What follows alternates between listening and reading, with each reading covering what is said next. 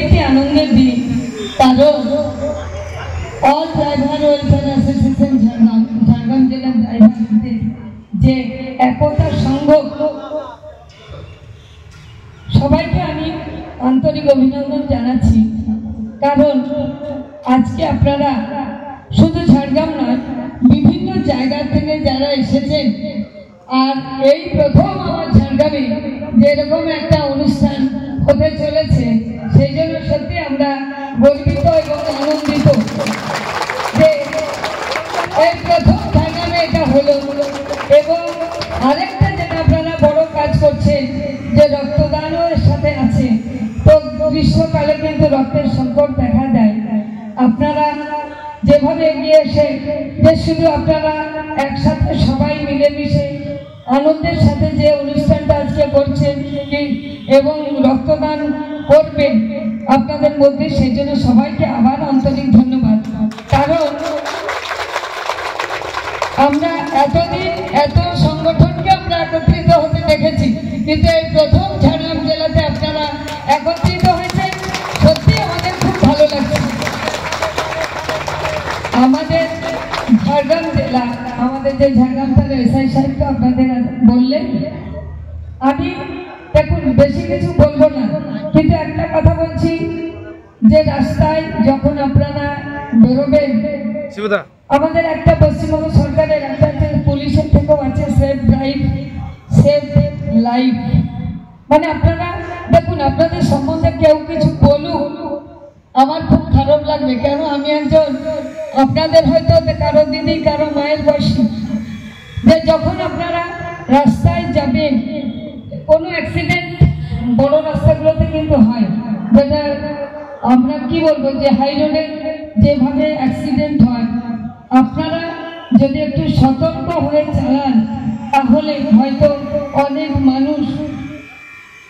মানুষের প্রাণ বেঁচে যায়।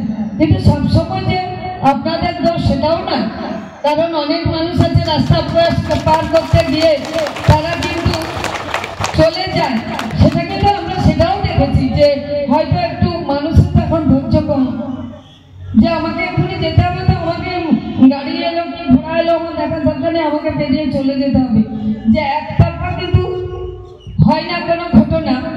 কিন্তু তবু যে আপনারা যাবেন, হয়তো অনেকে একটা কোনো দুর্ঘটনা ঘটলেই বলে যে এই খেয়ে বোধহয় গাড়ি চালাচ্ছে, সেইটা যেন না হয়। আমি আর কিছু বলতে চাই না, কারণ যে কিন্তু আগে কিন্তু বদনামটা আসে যে কোনো ড্রাইভার, সে ট্রাক ড্রাইভার হোক বাস ড্রাইভার হোক, কোনো অ্যাক্সিডেন্ট হলে বলে ড্রাইভার এই কিছু খেয়ে রাস্তায় বেরিয়েছে সেই জন্য এটা হলো, হয় না সেটা কিন্তু সবসময় সবাই করে না। আপনারা প্রতিজ্ঞাবদ্ধ হন যে যাতে আমরা কেউ এই কাজ করবো না, যখন আমরা গাড়ি নিয়ে রাস্তায় বেরোবো আমরা কিন্তু সঠিকভাবে সঠিক পথ অবলম্বন করেই যাব। আমি আর বেশি কিছু বলছি না। এই যে এখানে ম্যাডাম আছে নতুন, বলুন।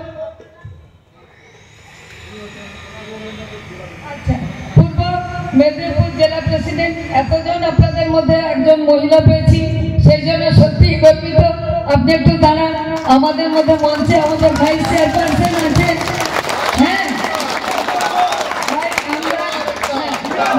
হ্যাঁ, সবাই একসাথে যে এইভাবে মহিলারা পুরুষের মধ্যে দেখুন, আমি আছি, ববিতা ম্যাডাম আমাদের ভাইস চেয়ারপারসন আছেন, আমাদের ঝাড়গ্রামের এসআই সাহেব আছেন, এবং সবাইকে সত্যি ধন্যবাদ যে উনিও ওনার সময় ব্যয় করে দিয়ে এসছেন এই ঝাড়গ্রামকে ভালোবেসে, সেই জন্য কিন্তু ধন্যবাদ।